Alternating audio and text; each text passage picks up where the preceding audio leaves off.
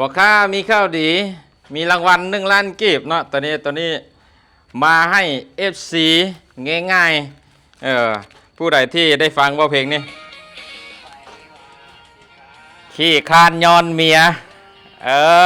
ผู้ใดที่ได้ใส่แผ่นเสียงนี่ทาง TikTok เตรียมรับรางวัลเราจะแบ่งเป็น2รางวัลละ500,000ง่ายๆคือพอข้าจะซุ่มทึกคลิปใดไปที่เป็นเจ้าของคลิปนะทักเข้ามารับรางวัลได้เลยเนาะทุกวันศุกร์เด้อผู้ใดที่บ่ทันได้ฟังก็ไปฟังได้อยู่ทางช่อง YouTube พอค้าขายดินเด้อต้องเป็นช่องพอค้าขายดินทาง YouTube ทาง TikTok ผู้ใดที่ใช้แผ่นเสียงนี้ติดตามเบิ่งดีๆ500,000อาจเป็นของท่านเนาะปึ๊บเข้ามานี่ก็มีหลายคนอยู่นี่ข้าพเจ้าจะซุ่มถือคลิปผู้ใดไผที่เป็นเจ้าของคลิปแม่นเอามาเลยเด้อมา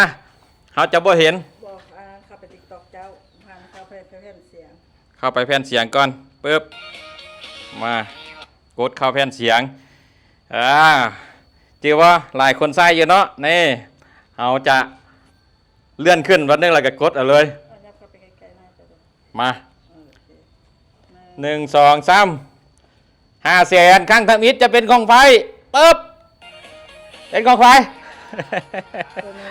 ซื้อติ๊กต็อกโอ้ผู้สาวงามแท้กดใจให้ก่อนปึ๊บกดติดตามไปพร้อมกดบันทึกให้นำแชร์ไปให้เพื่อนเบิ้งนำเนี่ยเด้อเพื่อนเป็นผู้โชคดีที่ได้รับรางวัล500,000 กีบจากการใส่แผ่นเสียงทางช่องพ่อค้าขดินเพลงขี้ข้านย้อนเมียโอ้งามได้น้องพี่น้องเนาะมือต่อไปอีก500,000 กีบจะเป็นของไผ่เขาจะมาซุ่มเอาอีกไผ่ที่ประธานได้ใส่แผ่นเสียงนี้ไปใส่กันได้เด้อดูทางช่อง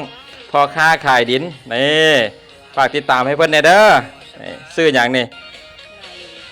ซื้อช่องนาลีเด้อพี่น้องเด้อทักมาเด้อนาลีเด้อ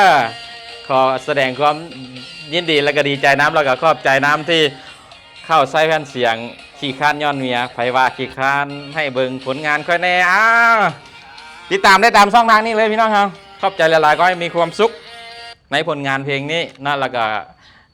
ทุกๆหน้าที่การงานการเงินของทุกคนเด้อพี่น้องเด้อฝากเพลงนี้เนี่ยขี้ค้านย้อนเมียทางช่อง YouTube พอค้าขายดินเด้อพี่น้องเด้อแล้วพอกันในรางวัลต่อไป